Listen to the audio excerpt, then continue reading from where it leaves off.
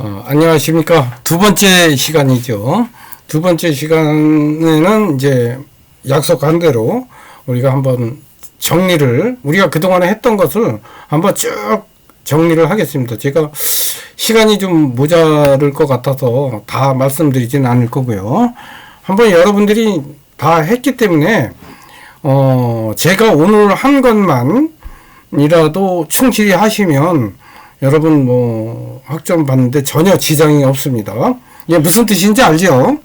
그래서 여러분들이 좀 눈치껏 이렇게, 그리고 오픈이기 때문에 여러분들이 가지고 거의 이대로 쓰시면 될 것 같아요. 자, 우리 다문화주의와 상호문화주의 개념하고 차이점. 이제 이거 한번 우리 지지난 시간에 했나요? 그죠? 그래서 요게 이제 중요합니다.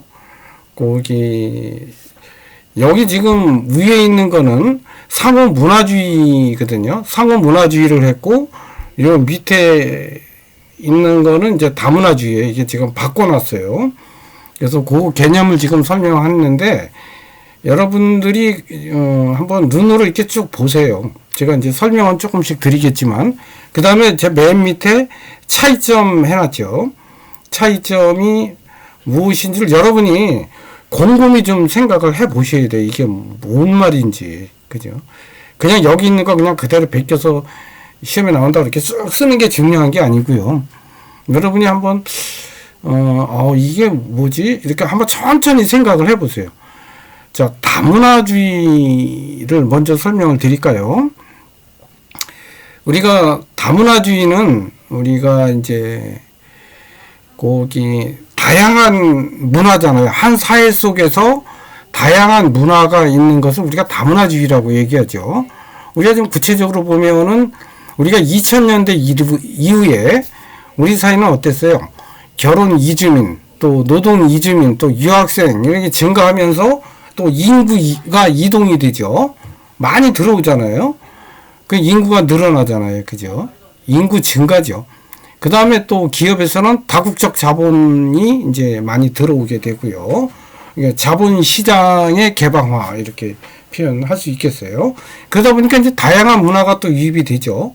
그러면 어떻게 돼요? 다양한 문화가 우리 한국 사회에 들어오면 다양한 문화의 상황이 되는 거죠. 그죠? 그러다 보니까 문화적 이질감이 생길 수 있어요. 그죠? 그래서 낯섦, 또 아까 제가 표현했던 타자, 이제 굉장히 우리 주변에서 많이 쉽게 볼 수 있습니다. 그 다음에 이제 이런, 다문화는 이게 새로운 사회 공감?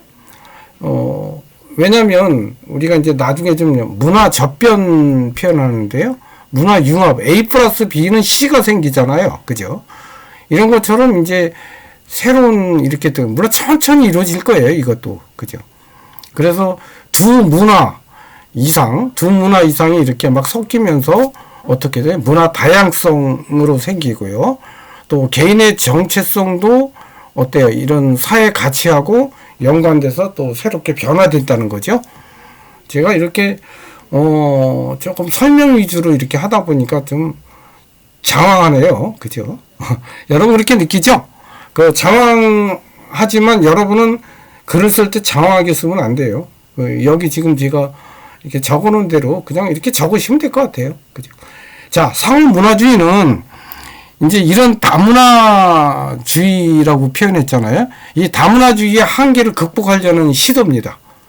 그래서 서로 다른 문화 사이의 관계를 역동적인 측면에서 인식하고, 그리고 또 이런 역동적인 문화들 사이를 서로 교류하고, 그래서 이제 주류 문화와 비주류 문화가 이제 상호작용하는 거, 이런 거를 얘기하는 게 이제 상호문화주의죠. 그래서 상호문화주의는 거시적인 종교, 국가 이런 것보다는 그냥 이주민하고 원주민들이 서로 만나는 현장 있죠. 상호작용하면서 만나는 공감, 그죠? 그런 세계, 이런 생활 세계의 경험, 이걸 더 중시한다는 거예요. 그러니까 이건 뭐예요? 좀 우리가 현상학 얘기했지만 질적인 그런 측면이 강하죠. 그죠? 그러니까 제가 차이점은 뭐냐면, 질적 방법론적인 게 강해요. 이주민과 원주민이 만나는 공간의 상호작용에서 어떤 생활세계의 경험을 증시하는 거죠. 그죠? 내가 직접 부딪히고서 사람하고 이야기하는 양적 방법론은 뭐예요?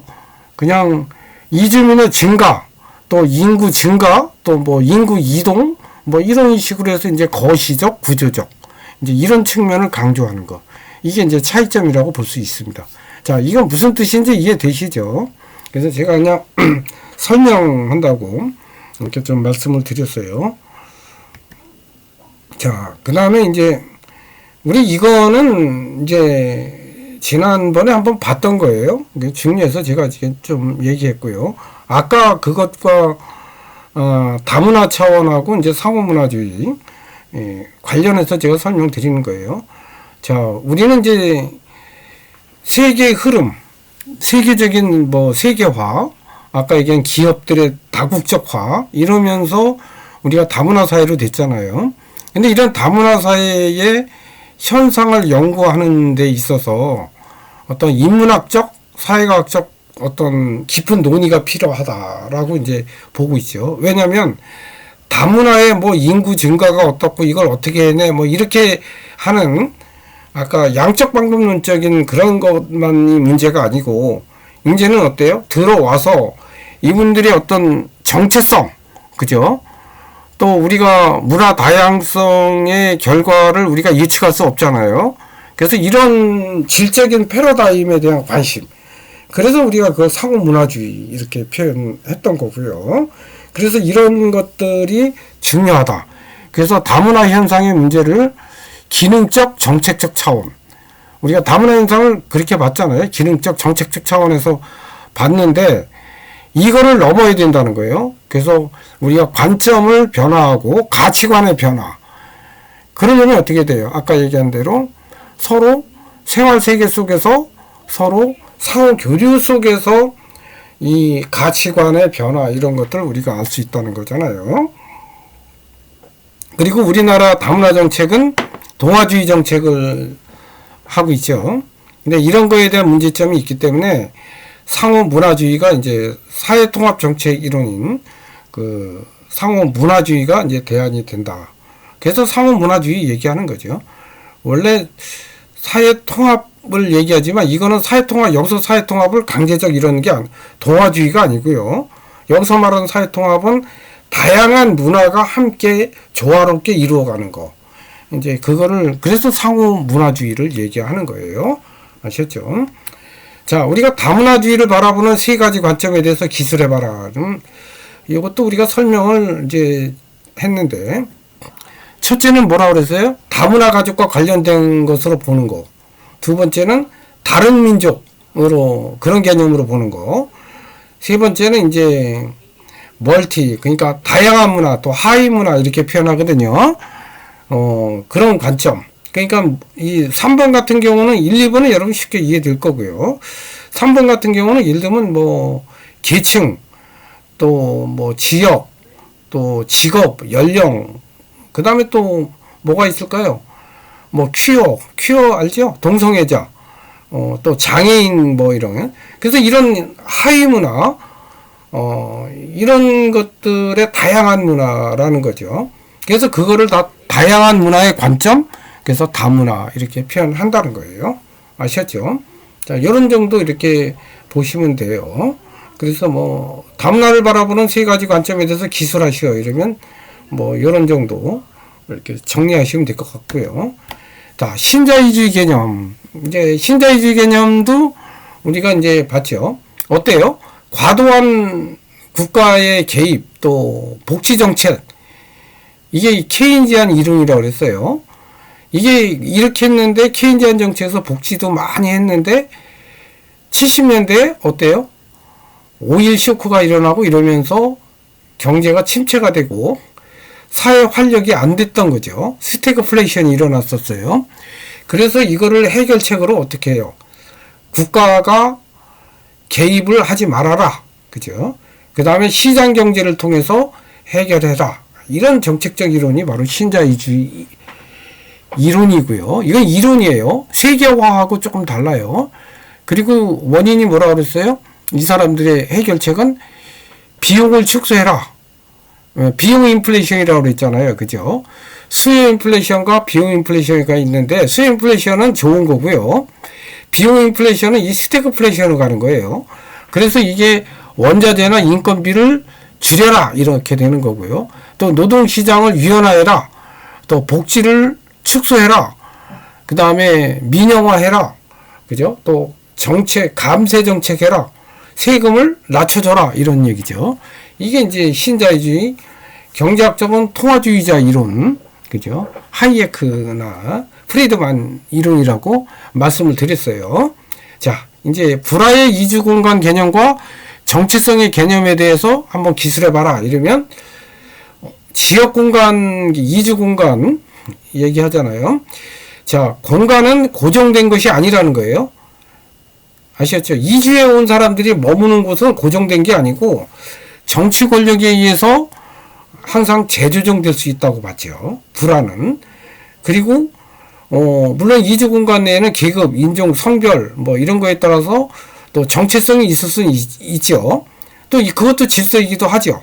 그러나 이거는 고정된 것이 아니라 항상 변화할 수 있는 그런 질서라고 이제 얘기를 하고 있어요. 자, 이것도 이제 제가 설명을 드렸지만 한국에서의 동남아 인종차별, 뭐 우리 아무래도 조금 그런 게 있죠. 동남아 사람들이 와서 이렇게 뭐 방글라데시, 필리핀, 뭐 베트남 이렇게 와서 일을 하면은 보이지 않게 조금 이렇게 내려보는 그런 경향이 있어요. 그러나 그런 것이 항상 그렇지 않다는 거예요. 알았죠? 정치 권력에 따라서는 그 형태도 변할 수 있다라고 얘기하는 겁니다. 그 다음에 이제 이주에 대한 그런 해석을 재해석하게 해놓은 거죠. 불안은. 왜냐하면 원래 이주는 어떻게 해요? 우리 땅에 와서, 우리나라 땅에 와서 이게 침략하는 이질적 존재를 보잖아요. 근데 그렇지 않다는 거예요. 불안은 이주 공간은 원주민이 이주자가 되기도 하고 이주자가 원주민이 되는 공간이다. 그래서 이주 공간을 그런 개념으로 보는 거예요. 근데 원래 이주 공간은 원래 지배적 해석은 뭐예요? 그냥 이질적 침략을 하는 이질적 존재를 보는 게 지배적 해석인데 이거를 그렇게 안 본다는 거죠. 이해되시죠? 그 다음에 정체성과 차이는 항상 변화되고 또 역사적 맥락 속에서 재형성된다 라고 얘기하는 게 이제 불화 이주 공간 개념 나왔습니다. 이주 공간과 정체성 개념. 그 다음에 이제 문화 절대주의와 상대주의 개념. 자, 문화 절대주의는 뭐예요? 자기 문화를 기준으로 다른 문화를 판단하는 심리적 행동이고 또 감정적인 반응 편견이죠. 그죠? 그 다음에 자기 문화가 우월하고 타 문화는 잘못되어 있고 뒤떨어졌다는 그런 관점을 우리가 이제 문화 절대주의. 근데 문화 상대주의는 이제 우열이 없어요. 다 똑같다고 보고 그리고 이해를 해야 될 대상이다 보는 거죠. 그러니까 뭐예요? 다름과 차이를 인정하고 그리고 사회에 따라서 다양한 문화가 존재할 수 있기 때문에 각 문화는 독특한 나름대로의 문화적 가치를 가지고 있다고 이제 인정하는 그런 관점을 우리가 문화 상대주의 이렇게 보는 거예요. 그럼 문화 상대주의하고 반대 개념이겠죠. 우열이 있고 이해를 하지 않는 거죠. 그게 문화 절대주의라고 우리가 볼 수 있겠습니다. 자, 생활세계의 개념의 특징 뭐 세 가지. 우리가 친숙한 세계, 그 다음에 배경으로서의 존재, 그죠? 총체적 포괄적 세계, 이게 세 개 얘기했는데 여러분 이거 기억나시나? 이게 조금 어렵긴 하죠. 왜요? 이게 현상학적인 얘기거든요. 또 제가 쇼펜하고 얘기하면서 의지와 표상으로의 세계. 그러니까 표상이 세계예요. 우리가 사는 세계. 이 친숙한 세계는 하이데거적 표현이에요. 인간은 태어나면서 어떻게 해요? 그냥 내던져지죠. 우리 세상에. 근데 우리가 사는 세상은 어떤 세상이라고요? 친숙한 세계. 뭐가요? 내가 사는 세상이 왜 친숙해요? 내가 거기를 구성하고, 그때 조금 말씀드렸죠. 내가 거기를 구성하고 요 얘기는 조금 이따 하고요. 이웃과 같은 공동체가 뭐냐면, 내가 사는 세상은 나와 타인과 같이 살잖아요. 그죠? 그래서 그 사람들하고 상호 교류하면서 친근하게 살아가는 거예요. 그 다음에 내가 거기를 구성한다는 게 뭐냐면, 내가 어릴 적에 우리 어머니, 예를 들어서 어머니에 대한 기억이 있어요. 그리고 내가, 예를 들어서 내가 춘천에서 자랐어요. 그죠? 그런데 난 지금 서울에 삽니다. 그러면 지금 내가 어떨까요? 춘천을 기억하면 과거를 기억하는 거잖아요. 그죠? 근데 여기서는 왜 친숙한 세계라고 했냐면, 그 춘천도 친숙한 세계는 뭐냐면, 그 현상학적인 이야기인데요. 인간의 의식 속에서 내가 비대상적으로 느끼는 거, 그죠? 옛날에 내가 거기서 살았던 그 기억들 있죠. 그런 것들이 나의 세계를 구성한다는 거예요. 그래서 내가 거기를 구성하는 게 그런 이야기예요. 아셨죠? 내 의식 속에 남아있는 거, 예전에 어머니하고의 추억, 또 내가 예를 들면 춘천에서 자랐던 기억, 이런 것들이 다 나한테 친숙한 세계로 다가온다는 거죠. 그 다음에 그런적 확실성을 가진 존재, 이렇게 표현한 거는, 이거는 이제 조금 좀 어려울 수 있는데요. 쉽게 말하면은 우리가 그 칸트를 조금 예를 들까요? 칸트는 물적 존재 이렇게 표현하는데요. 물 자체라고 표현하거든요. 이게 하이데거가 얘기하는 게 이제 존재냐, 존재 아니냐, 비존재냐, 이 얘기인데요. 이게 조금 여러분한테 어려울 수 있어서 어쨌든 좀 쉽게 설명하면 그래요. 우리가 여러분 플라톤의 이데아는 여러분 기억하시죠? 이데아와 현상. 이 두 개로 나누잖아요. 그죠? 그래서 그런적 확실성을 가진 거는 이데아 세상이에요. 그리고 우리가 사는 세상은 그 이데아 세상의 그림자로 우리가 살고 있다는 거예요. 그걸 표상이라고 표현하거든요. 그래서 근원적 확실성을 가졌다는 것은 아까 얘기한 물 자체 또는 이데아 이런 것을 얘기하는 거거든요. 그런데 쇼펜하우어에 이러면 그게 바로 의지라고 표현해요. 그러니까 확실한, 그러니까 내가 살아가는 이런 세계는 어떤 세계예요? 확실한 배경을 가진 세계다, 세상이다, 이런 얘기를 하는 거예요. 이게 이제 쇼펜하우어적인 또 하이데거적인 표현인데, 여러분 좀 철학적인 이야기라서 좀 어려울 수 있어서 더 설명하지 않겠습니다. 어쨌든 친숙한 세계, 나하고 익숙한 세계, 이렇게 얘기하시면 되고, 배경으로서의 존재는 아까 현상학적 얘기했죠. 비대상성, 비주제성은 뭐냐면 우리가 만질 수 있는 게 아니라는 거예요. 비대상성은 우리가 대상성이라는 게 뭐예요? 앞에 나무가 딱 있어 딱 만져지는 거잖아요. 만져지지도 않고 주제도 할 수 없는 거예요. 그게 영원한 성격이죠. 그죠? 아까 얘기한 이데아의 세계, 물 자체의 세계, 그 다음에 의지의 세계, 이걸 얘기하는 거예요. 아시겠죠? 그게 배경으로서 존재한다는 거예요. 이 배경이 뭐 한다고요? 그림자로 비춰져서 우리가 살아가는 세상이라는 거예요. 지평이라는 거는 아까 얘기한 대로 뭐 이렇게 제가 글로 이렇게 썼는데요. 그냥 영원성, 뭐 이렇게 항상 주어져 있고, 이 주어져 있는 게 내 주관의 연관성하고 결합된 거다. 이렇게 이제 원래는 그런 건데, 그냥 뭐 영원성 이렇게 그냥 이해하는 게 더 편하실 것 같아요. 여러분은. 그래서 배경으로 존재, 그 다음에 총체적이고 포괄적인 세계다. 이런 영원한 성격을 가진 생활 세계는 이제 확장하고 또 변화하는 역동성이 있다는 거예요. 이런 세계, 생활 세계는. 친숙한 세계, 배경으로서 존재, 또 총체적이고 포괄적인 세계. 이렇게. 이게 조금 생활 세계는 원래 알프레드 슈츠의 현상학 뭐 이렇게 나와 있어서 쉽진 않아요.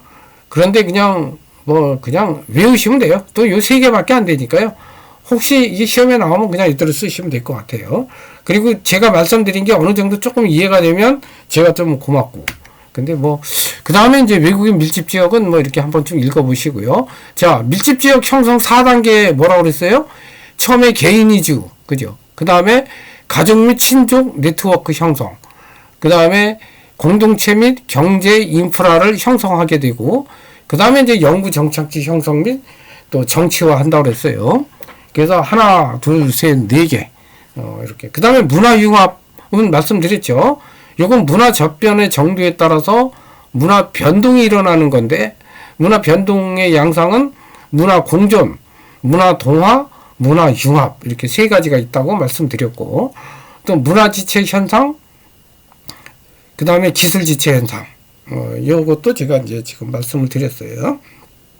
요건 기억을 하시죠? 제가 설명 안 해도. 그래서 이 정도만 기억하시고요. 자, 문화의 주의점. 한 문화에서 중요한 것이 다른 문화에서 중요하지 않을 수 있다는 거.